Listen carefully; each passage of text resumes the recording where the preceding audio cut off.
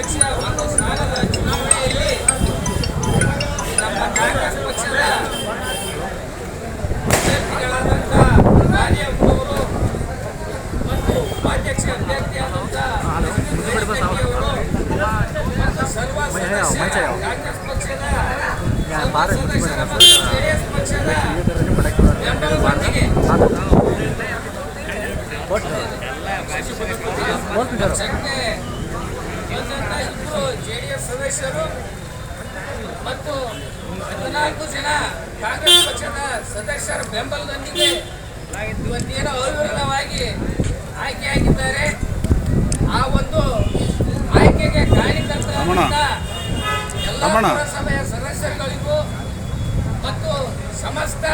ಕುಟುಂಬದ ಜನತೆಗೂ ಮತ್ತು ಈ ಒಂದು ಅಧ್ಯಕ್ಷ ಉಪಾಧ್ಯಕ್ಷ ಚುನಾವಣೆಯ ರೂವಾರಿಗಳಾದಂಥ DS ಹೂಲಿಗೇರಿ ಸಾಹೇಬರಿಗೂ ಮತ್ತು ಇಲ್ಲಿವರೆಗೂ ಮಾಧ್ಯಮದವರೇನು ಬಂದು ನಮ್ಗೆ ಒಂದು ಸಹಕಾರವನ್ನು ಕೊಟ್ಟಿದ್ದಕ್ಕಾಗಿ ತಮಗೆಲ್ಲರಿಗೂ ಕೂಡ ಧನ್ಯವಾದಗಳನ್ನು ಹೇಳಿ ನಾನು ಎರಡು ಮಾತು ಮುಗಿಸ್ತೀನಿ.